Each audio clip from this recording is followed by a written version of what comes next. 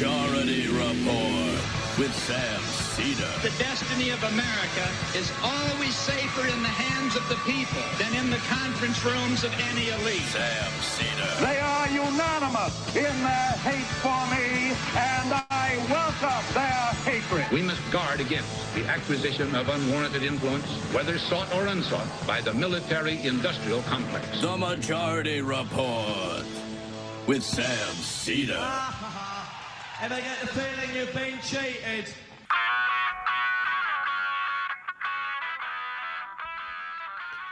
It is Tuesday, April 28th, 2026. My name is Sam Seder. This is the five-time award-winning Majority Report. We are broadcasting live steps from the industrially ravaged Gowanus Canal in the heartland of America, downtown Brooklyn, USA. On the program today, Luke Goldstein, investigative journalist at The Lever, on the new Democratic money machine. Also on the program today, oil squeeze tightens as Trump, apparently dissatisfied with Iran's Strait of Hormuz offer. UAE drops from OPEC, and the long Iran war is just getting started.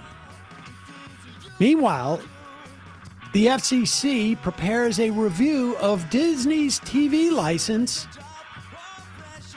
in the latest push by Trump to get Jimmy Kimmel fired because of a joke. Comedy not legal. Second Circuit Court rejects ICE's detention policy. This circuit split will send mass no-bond detention to the Supreme Court.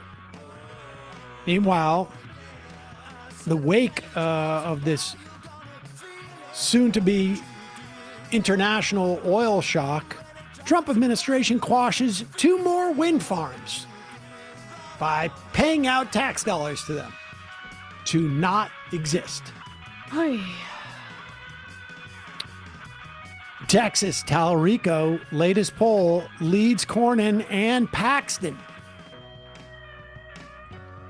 Meanwhile, on the Hill, Republicans in disarray as the House faces multiple legislative deadlines this week and have made no progress. In New York City, Mamdani notches another tax the rich win as the New York City Speaker Menin and Governor Hochul agree to roll back a major hedge fund tax break. Speaking of which, special election today in New York City. If you're on the Upper West Side, or Lindsey Boylan running for New York City Council. Meanwhile, back in D.C., Trump sycophants lining up to call for funding a ballroom. U.S. reportedly denying green cards over anti-Israel social media posts. Again, for free speech. Mm-hmm. And Nebraska, last Friday, was the first state to impose work requirements in order to boot people from their health care. This under the so-called big, so-called beautiful actual bill. All this and more on today's Majority Report. Welcome, ladies and gentlemen. It is Newsday Tuesday. Newsday Tuesday. Hi, I'm Emma Vigeland. I'm the co-host of the Majority Report. That's correct. Yep. There it is. And there's that's the news for today. Bye. We got a lot to get to. Luke Goldstein will be here. This story in the Lever is pretty fascinating because one of the sort of like background stories is the increasing likelihood of the Democrats taking back the Senate. Just mentioned up top, a poll out of Texas that shows Tallarico up by 4 or 5 points, I think, on both Paxton and Cornyn, more or less. Democratic-leaning pollsters, so, take that with a grain of salt.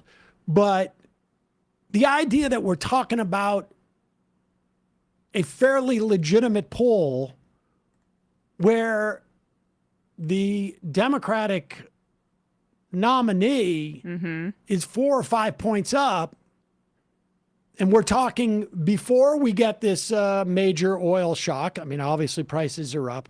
Before all these other implications, there is no agenda that the Republicans have. It's pretty shocking because even in the most sort of optimistic of maps, Democrats need to pick up 4 seats and hold all of theirs. Even in the most optimistic of maps, Texas is probably like 8 on that list. Yeah, and on the oil shock piece, how that's coming soon, just because Trump can't manipulate the market for this long as there's actual supply concerns here.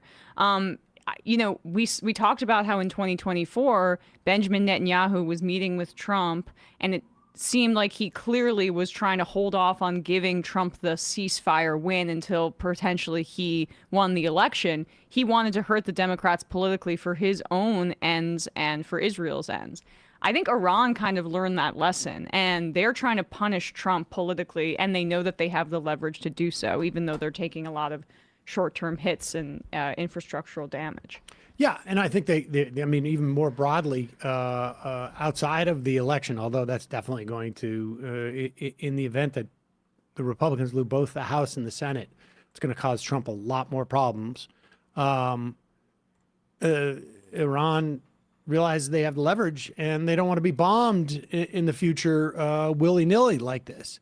But meanwhile, within the context of those Senate races and House races, there's some big donor tech money that is coming in the side of these primaries, and generally coming in within the establishment side. There's some minor crossover in some, I think, 1 or 2 House races, but this is relevant. Now, in a place like Texas, frankly, I am less sort of concerned with the big money coming in because Texas is so far down on the list. Yeah. And the idea that I'm going to get a senator from Texas who is going to be a reliable progressive vote, I think is, I think we're probably a couple of cycles away from that. But when you start talking about like the potential in a place like Michigan, or you're talking about a potential in a place like even like Maine or other states or other House seats, particularly in this cycle, it becomes more relevant. We're going to be talking to Luke Goldstein about that. In the meantime, the FCC is at it again. We played a clip of Brendan Carr at CPAC, I guess about 2 or 3 weeks ago, where he was bragging. This is the head of the FCC. You remember the outrage that came from many quarters about the Biden administration saying to Twitter, hey, we would really appreciate it if you guys do a better job of moderating against posts that are putting out misinformation in the course of a public health emergency. And you remember the outrage that was associated with that. Like, this is Big Brother. Meanwhile, we have the FCC chair at CPAC bragging about pulling licenses, about getting new hosts of TV shows, about firing Stephen Colbert, about buying CBS, about buying TikTok, and so on and so on. Well, they're not done yet because apparently Jimmy Kimmel, and was this at the White House? No. Oh, he's just doing they got rid of one. comics. Okay. So this is a fake. Oh, yeah. This is his version of this. And when did he do this? I believe this was Monday. Okay. Oh, he did this yesterday. Yeah. Okay. Our First Lady Melania is here. Look at Melania. So beautiful. Mrs. Trump, you have a glow like an expectant widow. That's good. That's a good joke. That's a good joke. And to be fair, it's funny because it's universal in the sense that so many of us are waiting for her to be a widow of natural causes, of course. Her second act. Yes, Right. her second Looking act. forward to her right, second exactly. act. She's Right. going to get out there. And look, Live that life, girl. you know, we went through this. There was a lot of people who said the same thing about Joe Biden, that he was already dead. That was very heartless and cruel and mean. And they would say he's dead and he's falling off a bike or whatever it is. And, you know, comedy's legal again. Back then it wasn't. Now it is. Sorry, I just have to make a correction. This was a joke he made last week ahead of Okay, the... thank you. Yeah. That's what I thought. So he's made this joke before, you know, any type of assassination attempt. Now, of course, there were other assassination attempts. People forget this. Obama had something like 10, was it 10? At least 10 assassination attempts, plots foiled. But now comedy's legal. So you can make that joke. Unless, of course, you make it about Melania, because here's Donald Trump. Wow, Jimmy Kimmel, who is in no way funny, as attested by his terrible television ratings, made a statement on his show that is really shocking. He showed a fake video of the First Lady, Melania, and our son, Barron. I didn't Okay, realize it's not Barron. a fake video. They just use B-roll from the State of the Union. It's fake. I didn't even realize Barron was there. Like, they were actually sitting in his studio. That wasn't the point. I think it was supposed to be at the chorus, listening to him speak, which they weren't and never would be. And then he stated, our First Lady, Melania, is here. Stated. Look at Melania, so beautiful, Mrs. Trump. You have a glow like an expected window. A day later, a lunatic tried to enter the ballroom of the White House Correspondents' Dinner. Tried to enter the ballroom because they didn't enter the ballroom. It was on the floor upstairs. Loaded up with a shotgun, handgun, and many knives. He was there for very obvious and sinister reason. I appreciate that so many people are incensed by Kimmel's despicable call to violence, and normally he would not be responsive to anything he said, but this is something far beyond the pale. Jimmy Kimmel should be immediately fired by Disney and ABC. Thank you for your attention to this matter, President Donald J. Trump. Now, of course, not to be outdone, Melania has her own reps. Someone else who has the glow of an expectant sponsor For the widow, right. This is what I tried to compare this guy. He's, we're on, not on screen. Yeah, this guy's like the equivalent of what Tom Brady had to deal with Gisele Bündchen, where this guy's just like spending a lot of time with Melania, waiting in the wings, and going on television defending her honor. He's crafting her message. Okay, He's a nice I'm so man. sorry. Oh, yes. Me. Well, he responded last night. What does Melania think about that? Is she buying it? It's done. It's over. Jimmy Kimmel should be terminated from ABC. And I think ABC needs to determine, is this the type of person and violent rhetoric that it wants to affiliate with? Think about it. ABC has been protecting Jimmy Kimmel now for a long time. This isn't an isolated incident. It's been going on and on and on. And the problem, as you're very well aware, is that there are crazy people out there who are listening to this violent rhetoric, this terrible political-oriented violent rhetoric, and they're turning it into action. So for the third time now, our president has had his life at risk. Yeah. And it's because of this rhetoric. There's no doubt about it. It's so almost the First become Lady's normalized. had enough. It's almost become normalized. People are laughing about this. It's And I think Well, it was a joke. I mean, I think that was probably why people were laughing, because of the joke aspect of it. But here is Jimmy Kimmel. Let's hear him respond to this. I mean, incidentally, if you were one of those people who watched the very, very rude and dirty and inappropriate Howard Stern with any type of regularity, if you listen to it, you would have heard Donald Trump on many times. Right. Go ahead. Here's Jimmy Kimmel. I greeted the day facing yet another Twitter vomit storm and a call to fire me from our First Lady, Melania Trump, saying I should be fired because of a joke I made, again, 5 nights ago. It was a pretend roast. I said, our First Lady Melania is here. Look at her, so beautiful. Mrs. Trump, you have a glow like an expectant widow, which obviously was a joke about their age difference and the look of joy we see on her face every time they're together. It was a very light roast joke about the fact that he's almost 80 and she's younger than I am. It was not, by any stretch of the definition, a call to assassination, and they know that. I've been very vocal for many years speaking out against gun violence in particular, but I understand that the First Lady had a stressful experience over the weekend, and probably every weekend is pretty stressful in that house. And also, I agree that hateful and violent rhetoric is something we should reject. I do, and I think a great place to start to dial that back would be to have a conversation with your husband about it, because... Call off your dogs, Kimmel. Okay, you bastard. I mean, they failed with this with the Charlie Kirk thing with him, and I always he came out with like incredible earnesty, like crying about it, saying how he didn't mean to say anything that would have been implied that he was cheering on Charlie Kirk's death. Like, this is a step in the right direction. They are not acting in good faith here. They are not. And I know he has corporate, donors and overlords to answer to, but there's nothing to apologize for. I would also say it is quite clear to me that Kimmel's like, I don't give an F. Yeah. Fire me. Well, he already survived it. That's the thing, is that like he definitely has the attitude of like, hey, you know what? I emotionally got there last time, and so now it's just like, this is all gravy. Yeah. You think he saved up enough? Probably. Yeah.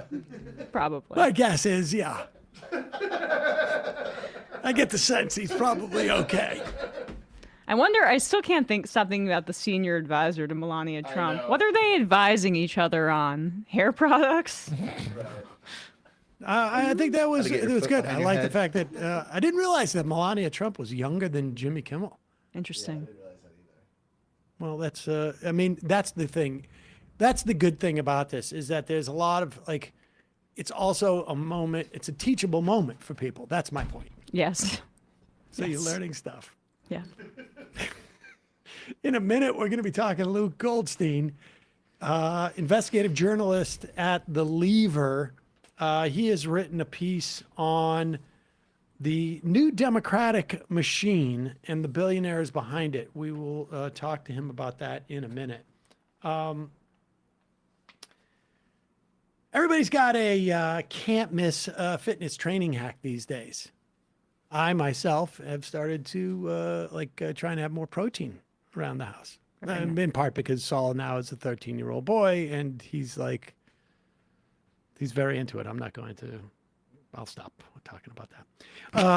Into protein? All right, that's good. Well, He's training to kick your ass. He is. And there's a lot of checking out, look at the definition in my muscles type of That's when you situation. start to think about those things. That's true. It's true. It's also when you start to panic as a father.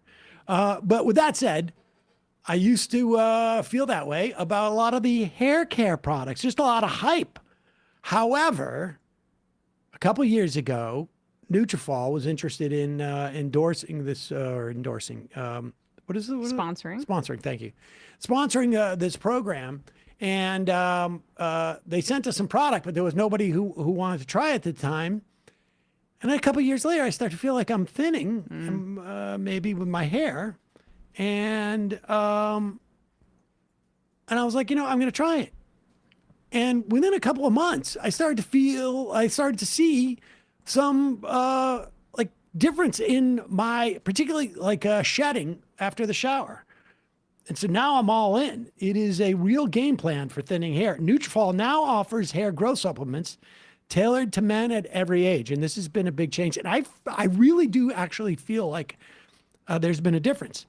The root causes of hair thinning change over time, and your routine should too. Nutrafol for men ages 18 to 49 to help improve their hair growth and achieve thicker, fuller hair in 3 to 6 months. And new Nutrafol for men 50 plus, which is the first and only hair growth product specifically formulated for men 50 plus.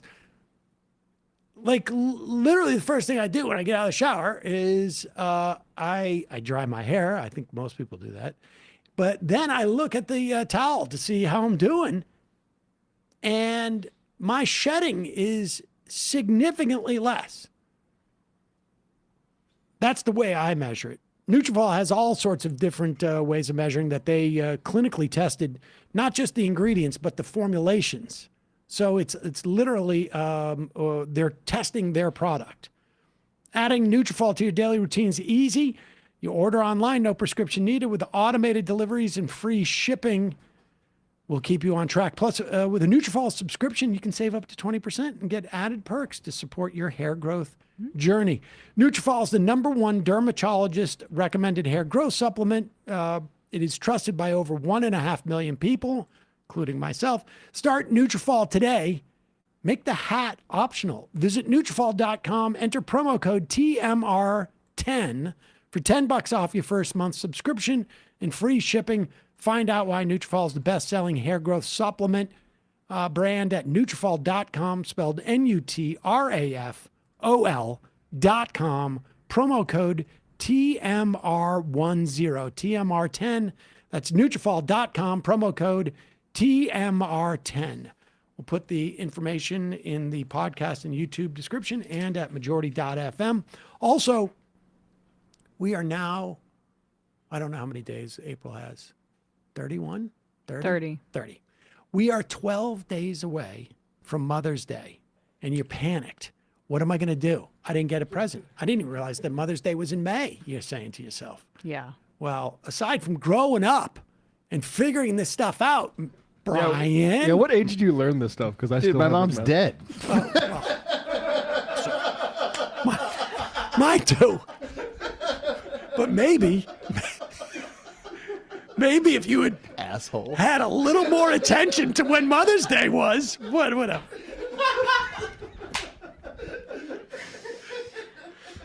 Oh man, dude! I knew when it was coming out of your mouth, and I knew Brian's mom was dead. We may need to cut that part out of the endorsement. But the point being, look. Sponsorship. Yeah. Remember, it's called sponsorship. Sponsorship, whatever. All right. You want to restart? Yeah. Okay. Hey, folks, Mother's Day is upon us. And you're looking to get a present. That's true. To save your mom's life. Matt, have you got your present yet? No. You didn't even know it was in May. Like other people around here. Well, I have a great gift for you. Before my mother passed, I got her this, and she loved it. It honestly became her best friend. What is it? It's basically a way for her to see her kids and her grandkids whenever she wanted. And I'm talking about an Aura frame, a digital frame, where you literally, and this is the beauty of this gift, if you're 10 days out now from Mother's Day and you're like, oh shoot, I didn't get a gift, I'm screwed. This is it right now, folks. Because what you do, you order an Aura frame from Aura Frame, and for Mother's Day, you can preload pictures on it without ever seeing the box. So you send the gift directly to mom. She opens it up. She takes it out of the box. She plugs it in. Super easy to connect. Anybody can do it, even your parents. And already there's videos and photos of you, your sister, your brother, your spouse, your kids, your important other, whatever it is, your cousins, all loaded on the frame. In Brian's case, he got it for his dad, and then put passive-aggressive pictures of things that he knew would upset his dad. Me and Mom Donnie. Yeah, exactly. That really drive him crazy.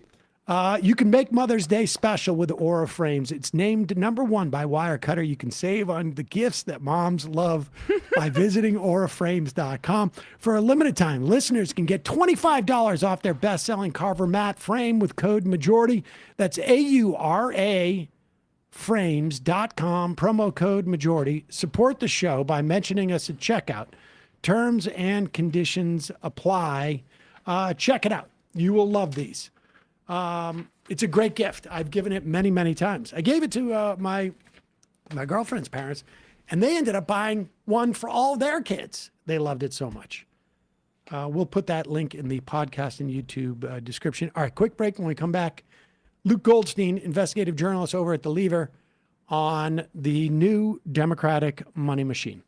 We are back. Sam Seder, Emma Vigland on the Majority Report. Joining us, Luke Goldstein, investigative journalist at The Lever, at a time where I know that for really the past year on this program, we've been talking about two things. One, ending the Trump administration, or stopping them, or slowing their roll, or fighting against them, in other words. And the other is attempting to essentially wage a internecine war within Democrats, where progressives, make the most of this moment. And Luke has written a piece about a big money machine, essentially, that is sort of funding the other side of that fight. Luke, welcome to the program. Hey, yeah, thanks for having me on. So is there a name to this other than it's like a squid? It's really sort of like a constellation of Democratic sort of establishment or New Dem. I mean, you compare it to the DLC, which was where Bill Clinton came out of, and in much of the sort of neoliberal, market-based liberalism originated, at least in the modern era. Yeah, no, it's a little bit nebulous. We played around with what to call it too. We're calling it a network. We have some tentacles imagery, all of that. But, it's really a methodical political operation that is operating at least at a scale that is pretty unprecedented, according to a lot of people, we spoke with for this piece.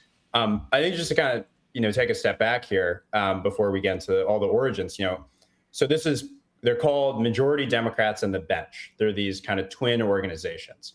And they've been getting involved in Democratic primary races all across the country this election cycle. Probably most prominently right now is the Michigan, the Democratic primary race in the Michigan Senate, for the Michigan Senate seat. They're backing Mallory McMorrow against Haley Stevens and Abdul Al-Sayed. They also were heavily involved in the Texas Senate primary back in February, supporting James Tallarico, whole host of other races. And they have this giant war chest. They have amassed a huge amount of funding, mostly from, dark money and a small handful of billionaires connected to the tech and finance industry.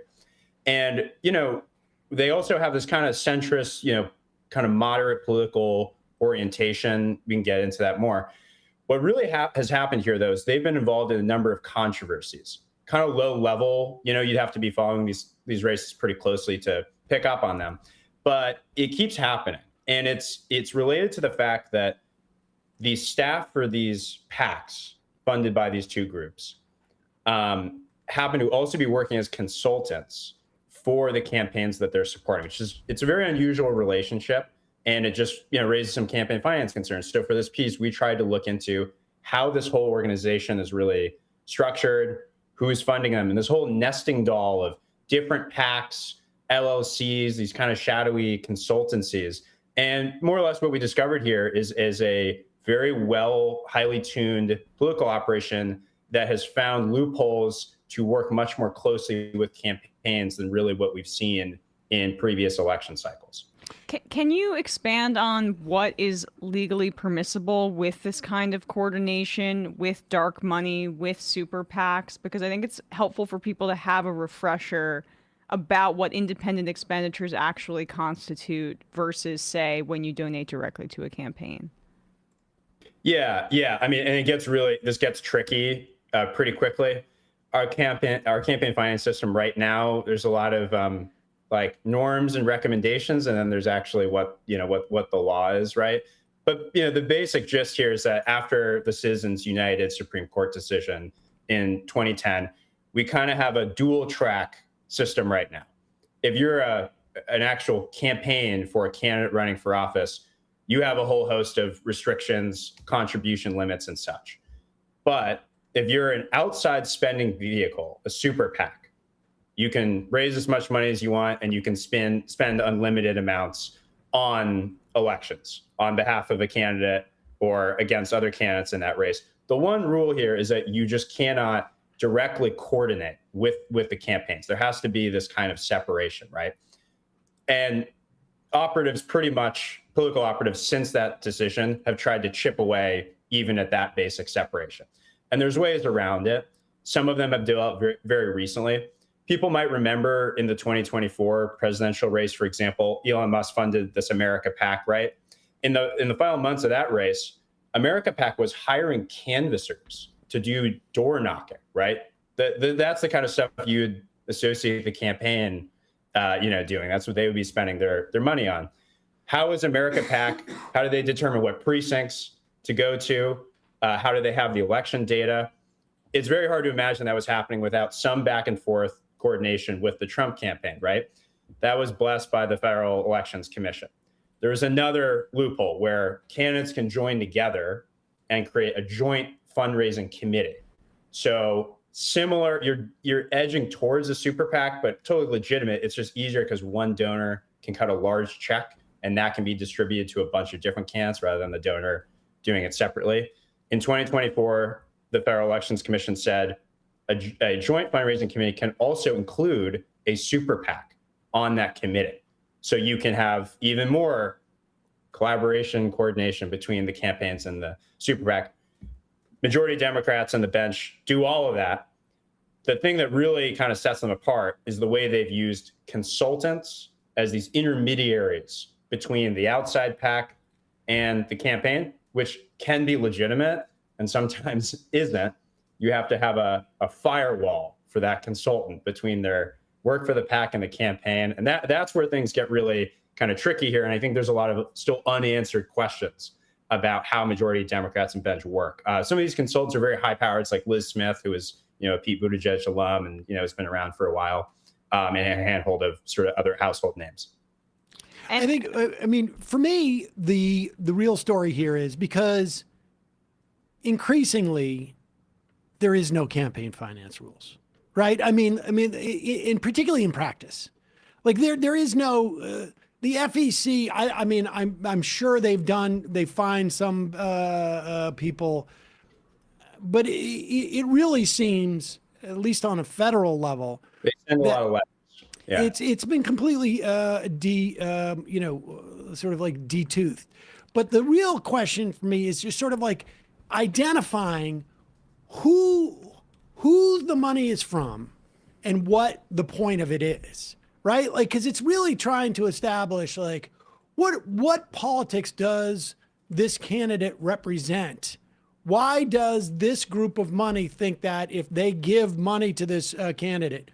And also those consultants who share this sort of dual role, which is like, there's a story in the Times about Trump getting the ballroom cheap by giving the same contractor another contract at like 4 or 5 times the actual value of that contract. And I suspect, I don't know this, but I'm saying it would be very easy in this dynamic to have a consultant work for a campaign at like 30 cents on the dollar, because when they're working for the PAC, they're getting $1.50 on the dollar. You know what I mean? Like there's a certain subsidizing that could go on. I don't know that it is. You'd have a better sense looking at the numbers, and all of that is like, completely, this is my rate when I work on campaigns. This is my rate when I work for, but that network tells a story about the candidate that may be better than any other way of gleaning about that candidate. Yeah, so that's absolutely right. I think part of what you're asking is about the broader political project at play here, which we can definitely get into. Your question about whether these consultant salaries are being subsidized was something we posed directly in our questions to majority Democrats on the bench.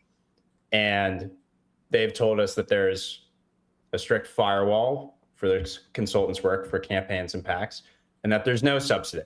I'm just going to lay this out here.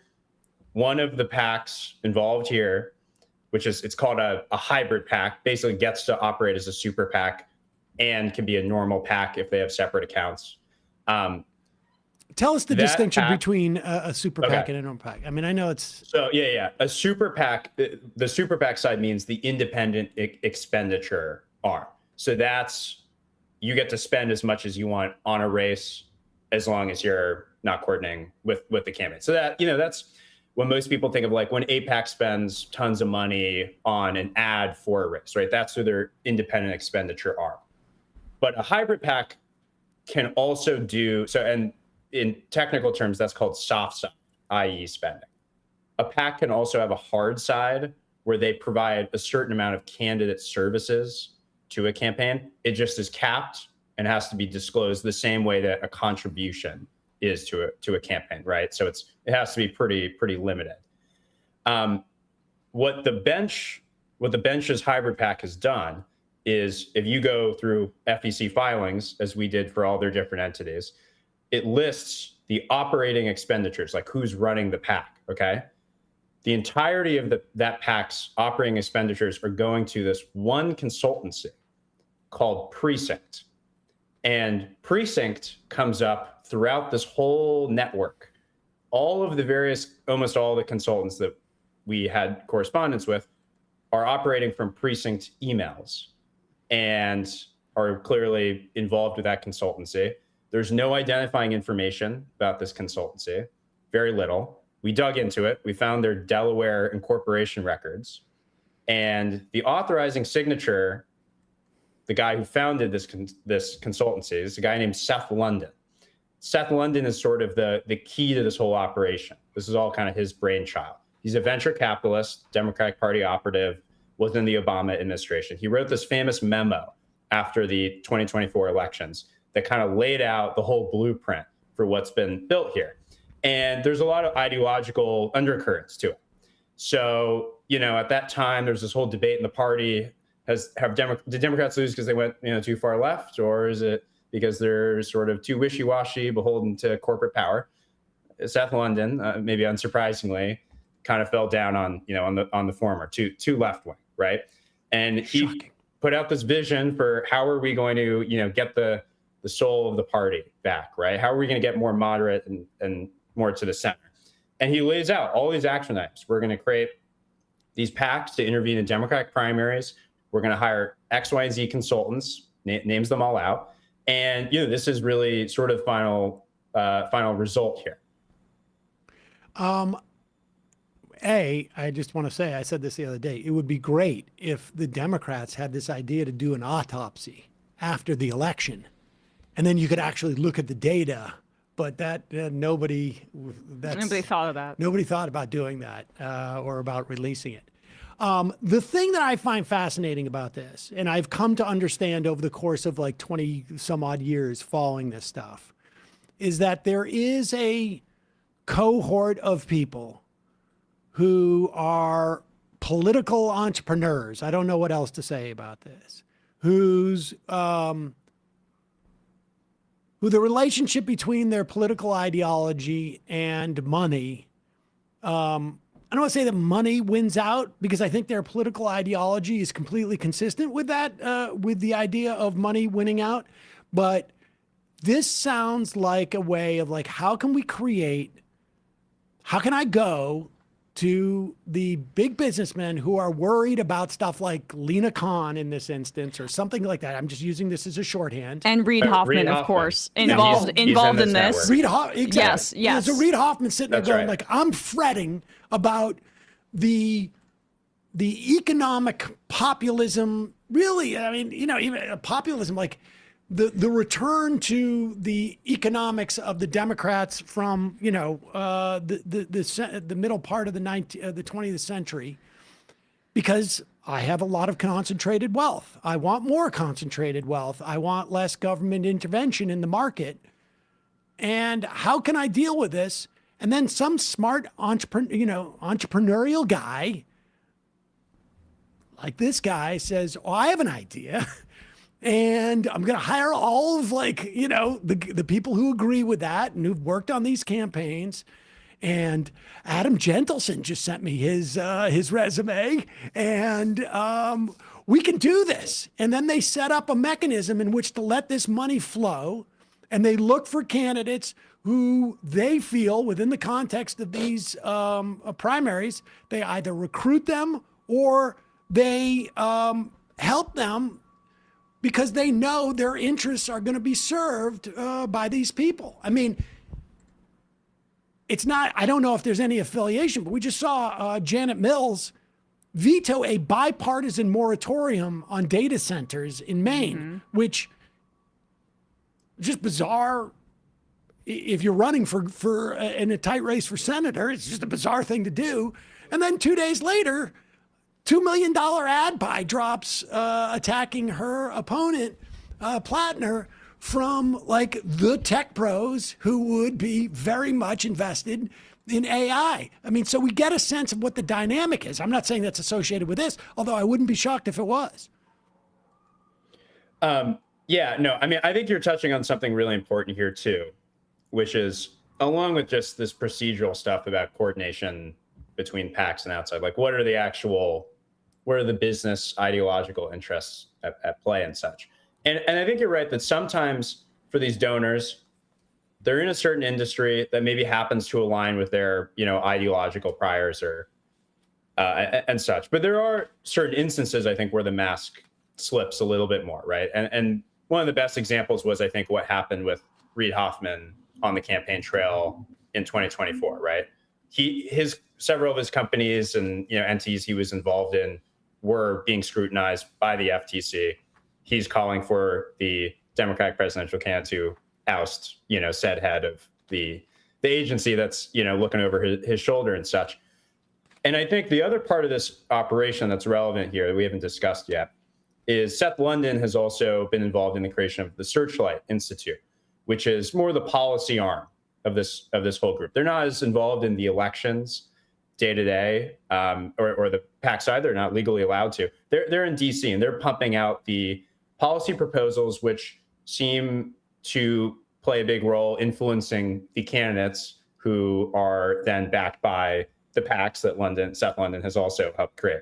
And the Searchlight Institute's board include many of the same donors who are funding this whole operation. So there's Stephen Mandel and his wife Sue.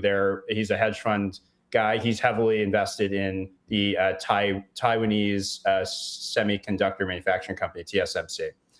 Someone else is Simone Cox, whose husband is on the board of NVIDIA.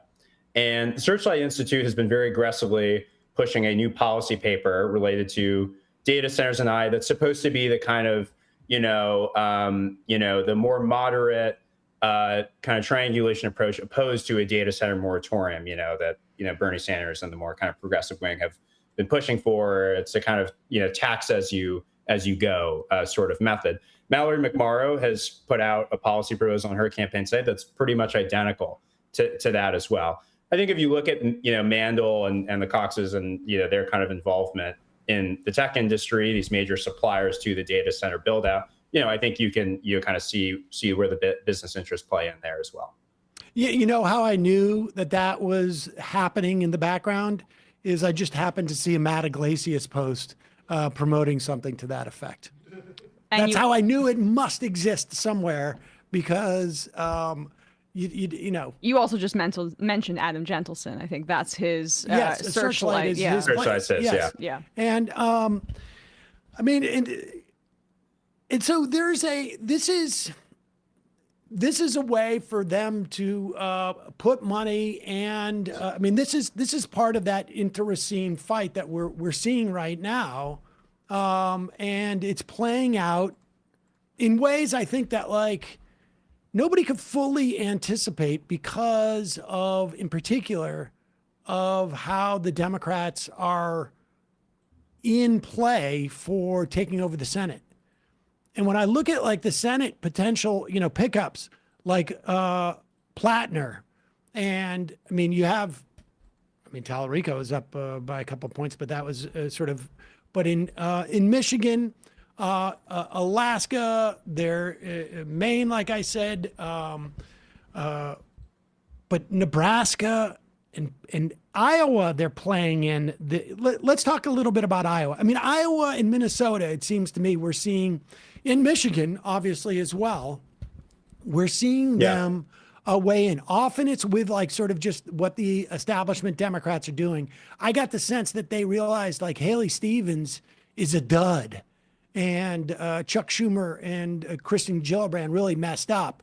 And so they rushed in to make sure that it wasn't going to be Abdullah Saeed. Just give us a sense of where they're playing. Yeah, right. I mean, the Michigan race is, I think, the most prominent one. Mallory McMorrow, I think, really fits more or less to a T the kind of candidate that this network is looking for, right? So she's in between the more moderate, establishment-friendly candidate, Haley Stevens, and then you have Abdullah Syed, who's backed by Bernie Sanders, who's the left-wing candidate. Mallory McMorrow is right in the middle, right? She's millennial, she's young. That's what this whole network is about. Their one real criticism of the establishment here is just they're too old. It's not really an ideological thing. You know, we need fresh faces, you know, maybe some of the same ideas and such, but new faces on the scene. And that's Mallory. She's risen up through the Michigan State Senate very quickly, had a kind of viral speech, I think in 2022, several years ago, that was railing against, you know, the kind of Republican demagoguery in the state and such. And, you know, I think the distinction here more so, we're in this old moment in the primary where it's the progressive moderate lanes aren't quite as, you know, clear as they have been in previous eras. It's a little bit more about, age and, you know, some of the kind of background and political experience that those candidates bring. And I think so in your piece too, you had Slotkin saying like, it's not left or right, it's fight or flight. And so I think there is like a sort of like another overlay. But it is interesting, like the sort of like the McMurrow to Saeed is like, it is more obscured than it has been in the past, in part because those centrists are having to adopt a more progressive language, it seems to me. Yeah, right. I think that's kind of the way to put it. Some of it's about kind of, I think, defagging the more kind of left populist energy. By the way, just to be clear, they're all running on essentially versions of campaign finance reform. I mean, Mallory McMorrow also says our campaign's not taking corporate PAC money. That's a pretty common, you know, line at this point. And, you know, that was also one of the kind of pieces of this we were trying to penetrate with this story is who's actually, you know, where's the money coming from that are backing these campaigns, not directly, but, you know, on the outside as independent expenditure vehicles. More broadly, the idea of corporate PAC money is almost like a relic in some way, because you have individuals who have so much money that they don't need to put it through a corporate, I mean, Reid Hoffman's outfit is backing her, I guess, right? So yeah, Mike, like if it's not corporate PAC money, but it's just benevolent billionaire money, I guess it doesn't matter. Is that what that kind of implies? Yeah, it's kind of a relic from, you know, a previous era, you know, post Citizens United. It's now a pretty common when there wasn't a lot lot of like people walking around with pocket change that, you know, could add up to tens of millions of dollars. Right. On the political side, all it signals, though, is that these campaigns do recognize the popularity of doing some kind of campaign finance reform or giving the appearance that you're, you know, not bought and paid for by various corporate interests. But, you know, of course, there are various, you know, kind of ways around this. Well, I mean, you know, it's just amazing when you look at where we're at right now with dark money since the Citizens United decision. I'm returned to this Brennan Center for Justice analysis a lot because in 2010, when the Citizens United decision came down, there was $6.7 million in dark money groups direct spending versus what we saw of 1.4 billion, 1.3 billion in 2024. It was a record. And it's completely coincided with also, you see how there's this mass disillusion with both parties. There is really a lot less direct democracy than you would expect in our system, like including both parties really rejecting a lot of popular proposals. I mean, of course, including like Israel funding and stuff like that in favor of money. The money is breaking much more towards the independent expenditures and the money in terms of the policy outcomes increasingly as well. And, I don't know how you can have, I guess, how you can build a coalition that's strong enough to defeat that. But this is very much a creature of that dynamic. Yeah, absolutely. I mean, and just to be clear, I mean, the dark money phenomenon now is actually much larger on the Democratic side, even than it is on the Republican side. The way it goes is, I mean, Republicans have the giant whale donors, let's say, like the largest ones, right, who give the super PACs. Democratic side is a little bit more distributed, but they have all these additional dark money channels where we don't even know where the funding is coming from. And that's true for this network. One of their main organs, primarily a lot of their funding is coming from a group called Our American Future, which we know nothing about, but the New York Times did a feature piece on that. They're playing a huge role in these midterms. Again, I may have cut you off. They're playing big in Michigan. What other states, particularly in the context of Senate, are they playing significant? I mean, I think you mentioned like Minnesota and Iowa, and it's interesting because you watch these races. Flanagan, she seems to be outpolling the centrist candidate. Zach Walz is gaining ground on the centrist candidate in Iowa. I mean, it feels like they have a lot of headwinds. Yeah, I mean, I think there was a poll just out today too that I think Mallory McMorrow maybe. I mean, that's a really close race, but a little bit further behind than I think her team was probably hoping for.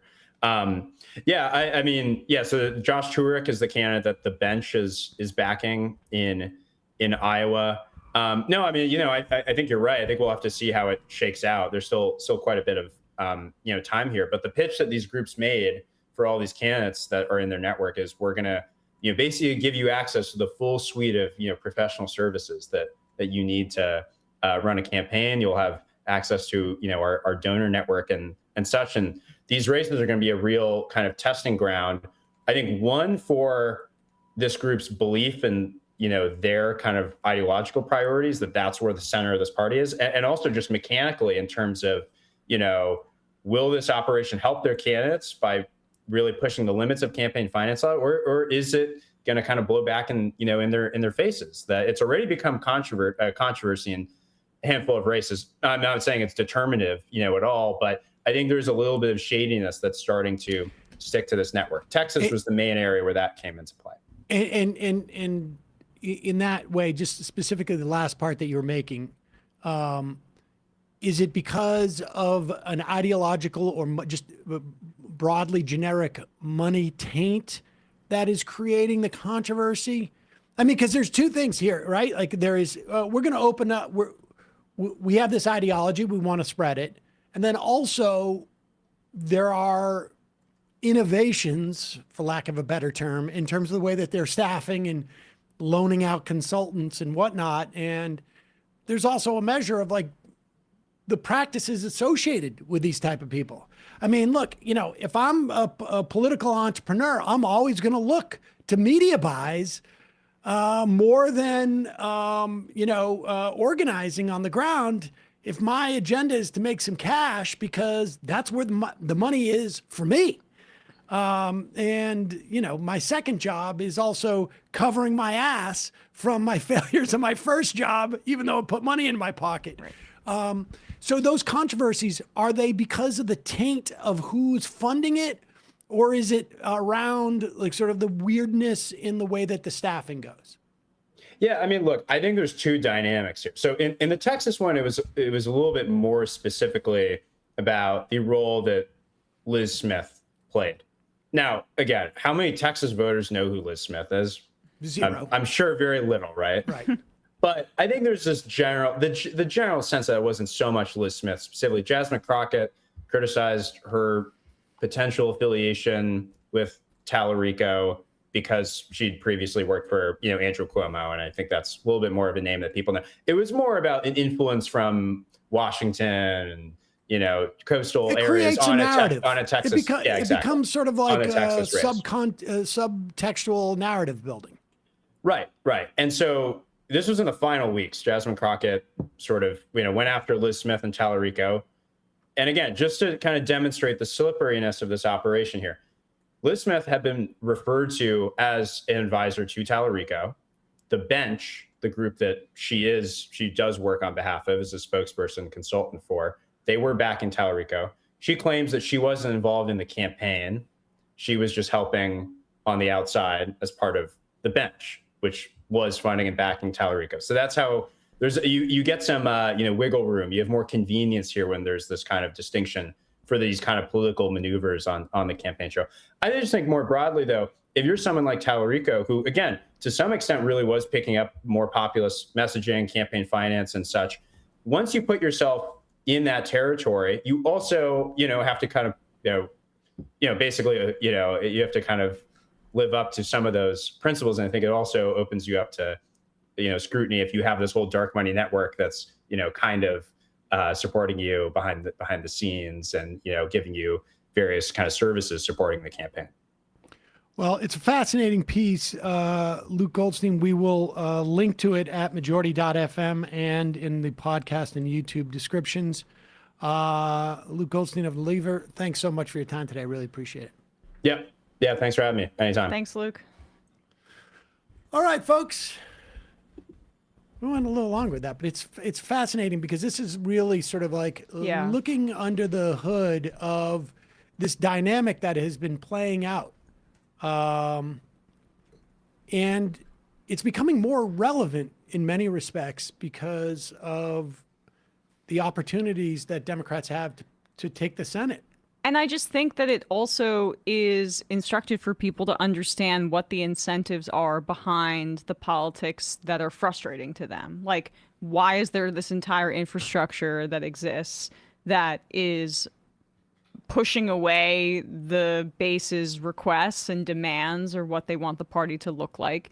Like, because it's not, if we're just having a battle of ideas, right, then we know who wins the day. But this is the kind of this is what we're up against. This is what we're up against. Sham of democracy. Yeah. The McMurrow thing, I still can't, I don't think that there has been a clip that has been more seared in my mind when she was talking about I know Medicare for all. It is insane how that clip plays in my head whenever we're talking about any of this stuff. And even honestly, if she doesn't believe it and was just using it as a way to discredit Abdullah Syed, who's the Medicare for all guy, it shows a complete lack of vision and a cynicism that is basically really, I would say, disqualifying from constituting yourself as a progressive or calling yourself as such. It was so cynical. And she wasn't addressing Abdul El-Sayed at all in that.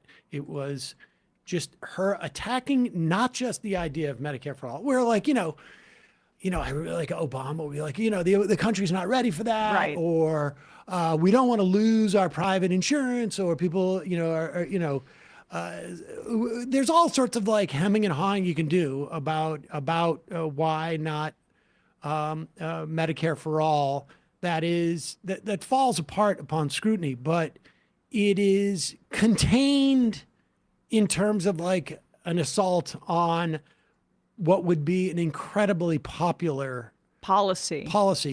But what she did was basically say, like, you don't want the government involved in that because you'll have people like Donald Trump in charge of it. And it's true, you don't want Donald Trump in charge of your government, but you could deploy that argument against Medicare.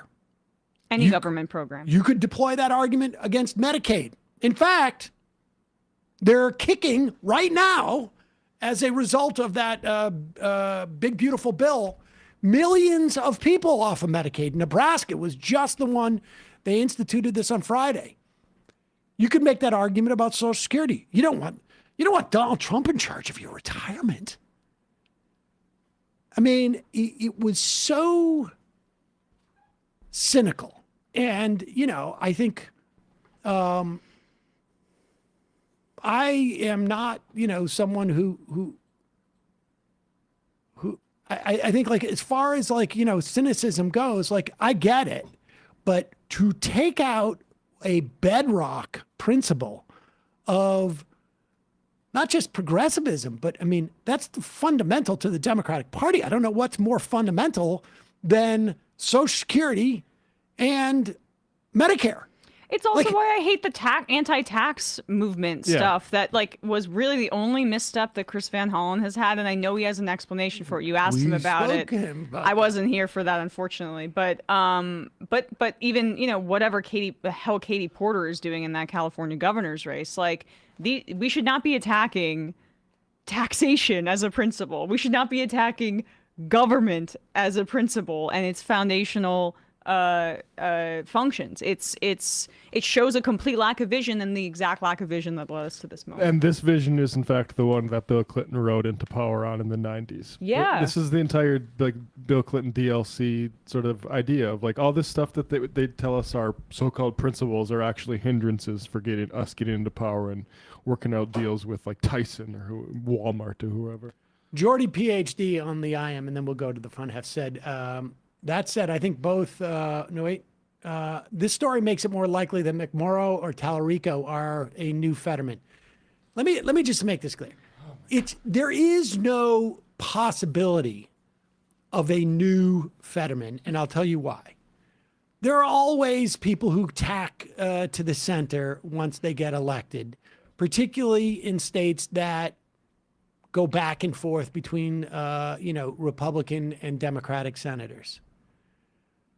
But Fetterman has lit his career on fire. Fetterman is not going to get reelected. And so... There's something wrong with him. There's something wrong with him. Yeah. I mean, Kristen Sinema also was one of these people. And you could see what she was doing from the very beginning. I mean, she's now a lobbyist for, was it crypto? Some AI data center yeah, something project. like that. And after, I guess, having an affair with her bodyguard and also using her kind of government office to secure Taylor Swift tickets. Yeah. Girl boss. Some people are very, very intent about their musical, having the opportunity of musical. Oh, she's got great taste. I'm shocked she's a Taylor Swift fan. And look, you could say they may turn into a Lieberman, or they may turn into a Chris Coons. Well, Chris Coons was always there. He's coming from the business center of the world, essentially. Yeah.